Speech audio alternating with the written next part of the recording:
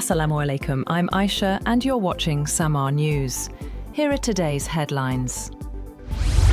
Indirect talks between the United States and Iranian officials have begun in Oman. The delegations are being led by Iran's Foreign Minister Abbas Araghchi and the United States President Donald Trump's special envoy Steve Witkoff. In April last year, the United States and Iran held talks to pursue a nuclear peace agreement. The first round took place in Oman on April 12th, followed by a second meeting in Italy on April 19th. A third round was held in Oman 1 week later. Meanwhile, Iranian Foreign Minister Abbas Araghchi met his Omani counterpart Badr bin Hamad al-Busaidi in the Omani capital Muscat ahead of planned nuclear talks between Iran and the United States. The two sides exchanged views on bilateral relations as well as recent regional and international developments, including the forthcoming nuclear negotiations between Tehran and Washington. The US Virtual Embassy in Iran has published a notice asking American citizens to leave the country.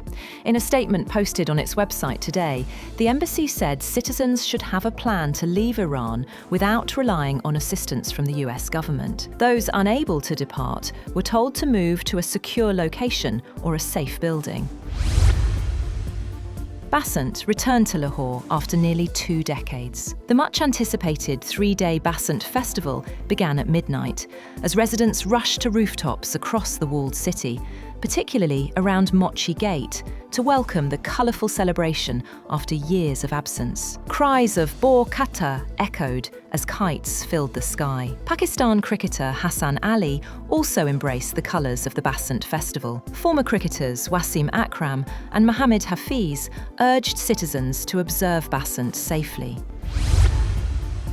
Russia says it regrets the expiry of its last remaining nuclear arms control treaty with the United States, but insisted it would act responsibly despite the removal of deployment limits. Kremlin spokesman Dmitry Peskov said Moscow would continue to prioritize strategic stability after the New START treaty expired, ending the final Cold War-era agreement limiting nuclear warheads and delivery systems.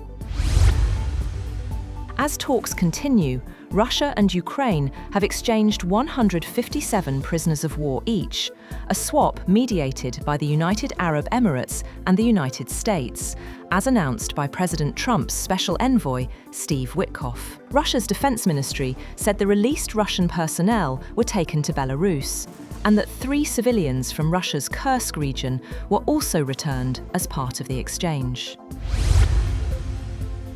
Without mentioning ICE, President Donald Trump has defended his immigration crackdown and credited his administration with restoring law and order at the US border. Speaking to lawmakers and religious leaders at Thursday's National Prayer Breakfast, Trump rejected calls to fire Homeland Security Secretary Kristi Noem and praised Director of National Intelligence Tulsi Gabbard and Attorney General Pam Bondi.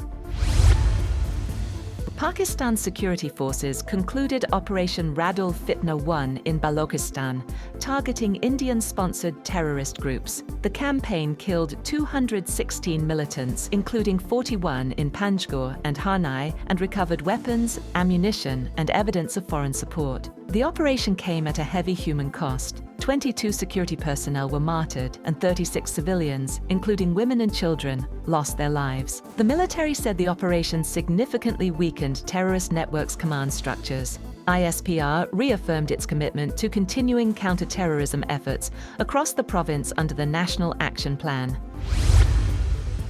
Bitcoin fell sharply, extending its losses after a turbulent week for the world's most widely traded cryptocurrency. The digital currency dropped by nearly 14% on Friday morning, trading at around $62,900. The fall followed a series of steep declines that began last weekend, when Bitcoin slipped below the $80,000 level.